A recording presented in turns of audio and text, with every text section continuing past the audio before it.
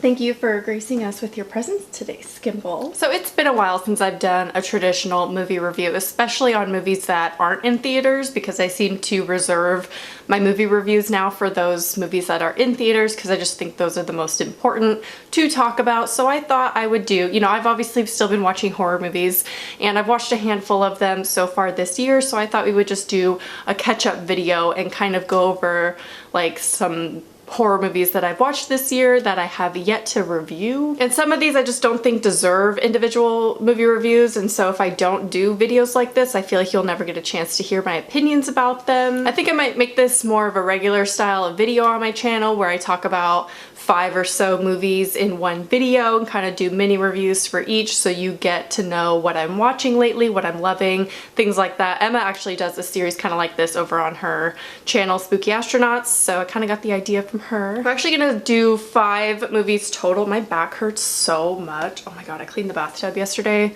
and I like threw my lower back out. This is what it's like to get close to your 30s. Okay, I just need a slouch, guys. Is this gonna be an issue? It's gonna be an issue. Okay. So obviously today we're gonna be talking about 5 movies. I think I'm gonna always keep it to 5 just because I don't want these videos to be super long, and I want there to be enough substance to the videos. So I will timestamp and put all the movies that I'm talking about in today's video in the description in case you're only interested in hearing my thoughts on certain movies. But if you're just bored and have nothing else to do, then watch the whole video and get my thoughts on these 5 movies that I've watched this year. So the movies today that we are going to be covering are Lake Bodom, They Live, Await Further Instructions, Greta, which has been highly requested, and Unsane. So we're gonna start with Lake Bodom because that is the first, I think the first movie I watched period this year, like the first one going into the year. And I think I found this one on Shudder. It's a Finnish movie. It was made back in 2016. Why was I so different? This movie is actually inspired by real life murders that took place in Espoo, Finland back in 1960. And it was actually really weird. You ever get those like strange coincidences that happened where you feel like there's something going on, like just weird coincidences. We all know the Instagram ones where it feels like our phones are listening to us, because they are. So we get ads that we talk about and we've never like searched on our phone, but somehow they hear us mention it and then we get an ad for it. I've actually done videos on this on my main channel. As I was researching trivia for this movie, I actually came across this fact that Finnish metal band Children of Bodom took their name from the true story that inspired this film.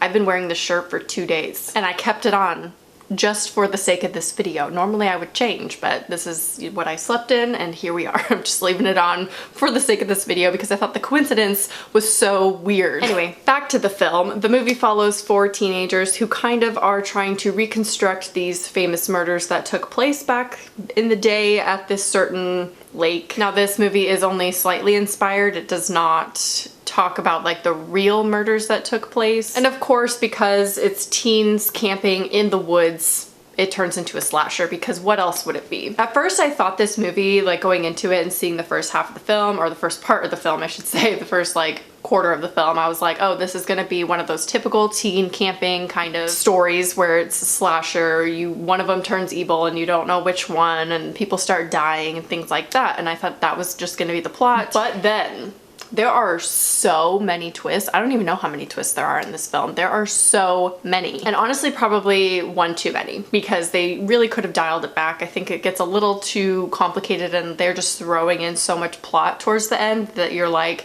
confused and just overwhelmed by all this information. They could have easily just stuck to like 2 major twists. Like a twist happens mid-movie and you're like, oh wow, okay. And then another one comes and you're like taken aback, that kind of, editing out certain things, I think is smart. They just put it all in there. I actually really liked the movie and the acting and everything up until the end of the film. The only issue I had is that you don't actually like any of the characters. Like, you're not really rooting for any one person in particular to survive or to, survive. I don't know what else. Some of the twists are predictable, but I feel like because there's so many, there's bound to be one in there that's going to shock you. I would give it a chance if you're like me and you like kind of teen camping movies, but you want something a little bit more unexpected and not your typical kind of slasher teen camping movie, then definitely check out Lake Bodom. It was better than I thought it was going to be because I hadn't really heard of it. I didn't know anything about it going in, so I thought it was going to be kind of just a B movie, but overall I thought it was pretty good, especially for a teen movie, which is one of my favorite kind of genres, teen horror. Next up we have They Live, which is a 1988 sci-fi thriller film directed by John Carpenter, and I actually am surprised it took me this long to watch this movie because I love John Carpenter. But it's about a man who discovers a pair of sunglasses and realizes that the media and government are,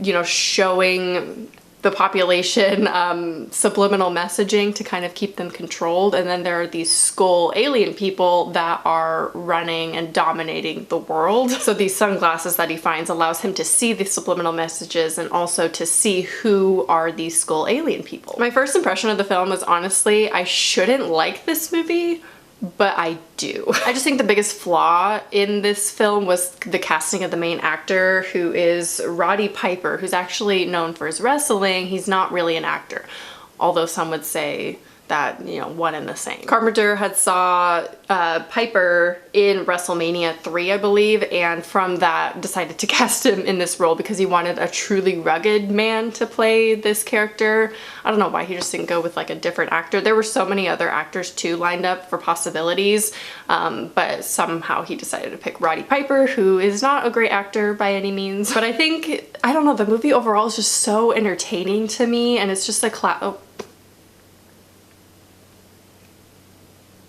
well, she tried to stick through the whole video. This is like a classic 80s sci-fi kind of movie, and I'm actually really into sci-fi movies and alien type films, which we'll get into in a second in the next one actually. And there's so much I could talk about this movie, and it should honestly probably have been its own movie review because there's so much going on. I mean, there's a lot of political statements within it that I love, and there's a lot of controversy around the movie that stemmed afterwards, and it was actually #1 in the box office, and it's just one of those classic films I feel that I just took forever to watch. And like I said, it was technically kind of a bad movie, like, I don't know, on a technical level and the acting level, although the side character acting was pretty good, but there's something about it that's just a very endearing movie to me and that I really love, and I would definitely rewatch. Next we have Await Further Instructions. This is one that I found randomly on Netflix and decided to give it a go, and I'm actually kind of surprised at how low the ratings are, and not from Rotten Tomatoes. You guys have corrected me on how Rotten Tomatoes works, and now I know. Thank you. I'm going off of IMDb ratings. Now, I might be a little biased because I am obsessed with alien sci-fi horror movies.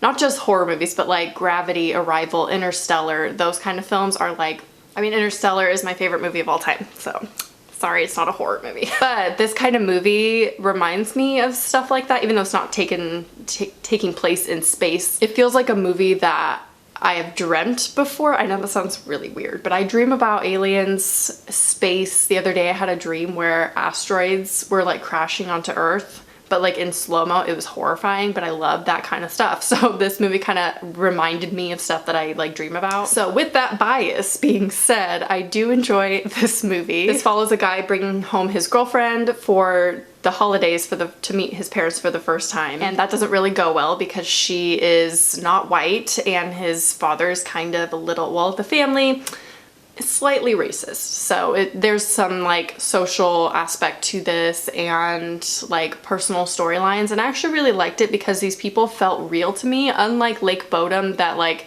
they didn't really feel like real people. I feel like this movie had acting and characters that felt like real people, and some people dogged on the acting. I didn't think it was too terrible. It is kind of a B movie, so with a B movie you kind of know what to expect, at least with the acting. I don't know, maybe that's just me. And honestly, this movie is a horror to me because of the concept of being trapped in your house, and they're like the whole house is covered in this like cord-like black shiny like cords. I don't know. Alien-like substance is just covering this whole house. And then while they're trapped in there, the TV is giving them instructions, hence from the aliens, giving them instructions on what to do. So the whole premise of the movie is very horrifying to me, and I loved it. And a part of me was imagining the whole world being covered by this cord stuff and every household being told what to do, although I don't know what would have happened if you were like outside when the cords came down onto earth. There are plot holes and inconsistencies throughout the film, but generally I still really enjoyed it. I would probably watch this again if I was in the mood for like a simple, weird sci-fi horror film, because it's not super sci-fi where they're like in space or there's like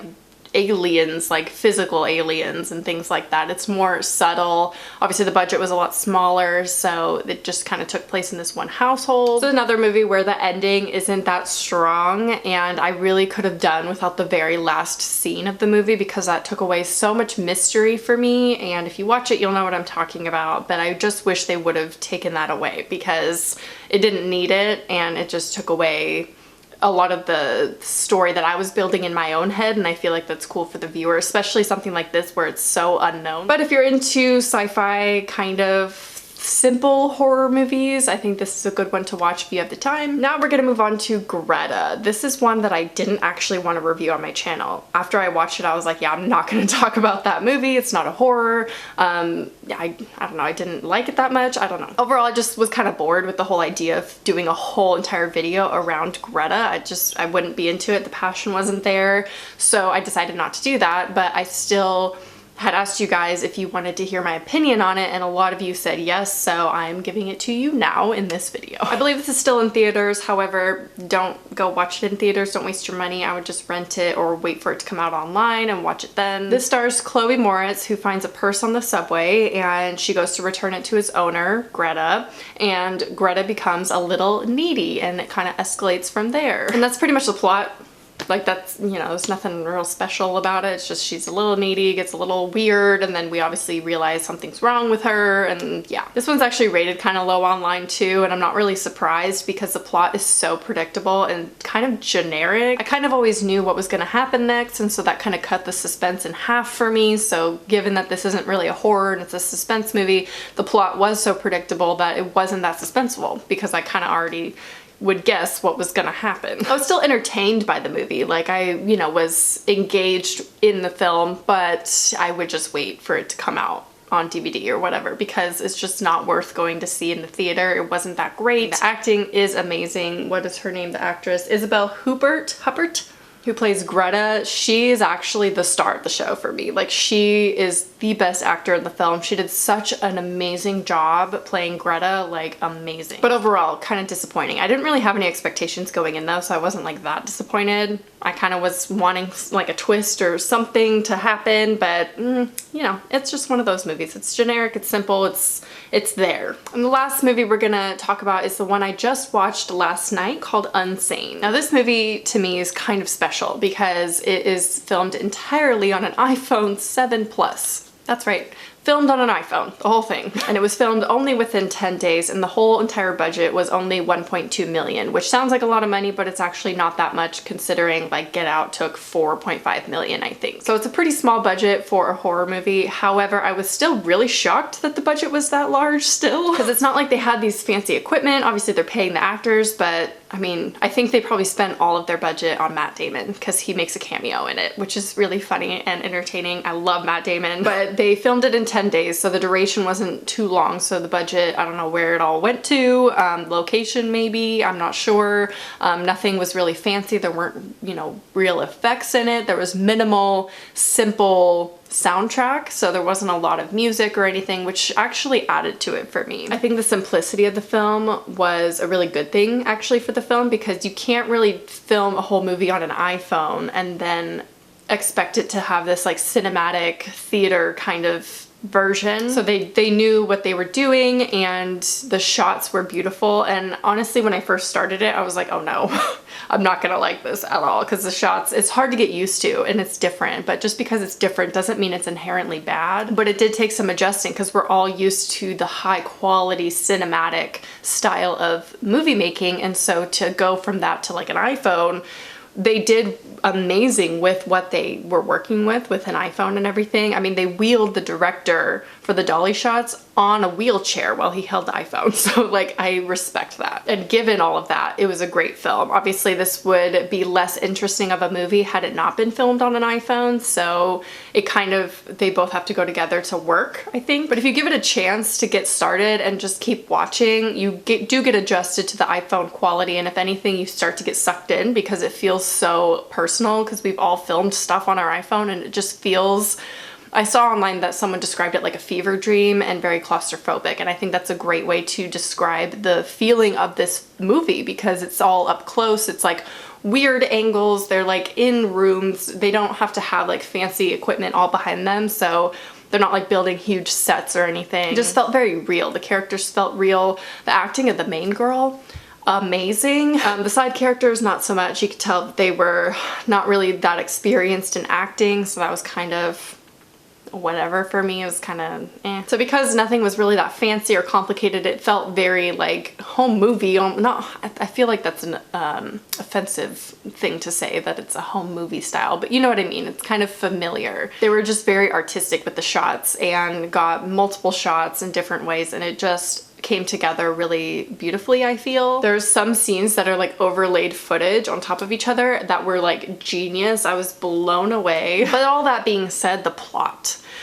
not that strong. Like I said, I just don't feel like this movie would be that interesting had it not been filmed on an iPhone. If it was just a normal cinematic kind of Hollywood style film, I don't think it would have been as successful. The plot is pretty much your typical stalker-y plot. This girl basically gets involuntarily admitted to a psychiatric hospital. Obviously that's not a realistic thing, and they kind of do explain that storyline and how that actually happened in the end. Like, they have an explanation, because the whole time I'm like, that would never happen. Obviously they would tell her she's going to be admitted even if it was involuntary. She had no idea what was going on. But that kind of story is very horrifying, because I cannot even imagine what that would feel like to be involuntarily committed to this like room with other people and not know what's happening. Like, that is just scary to me. And then the major plot is that she moved to this town to get away from her stalker, and then she starts seeing him at this facility that she's being held at, and then we're questioning what's real,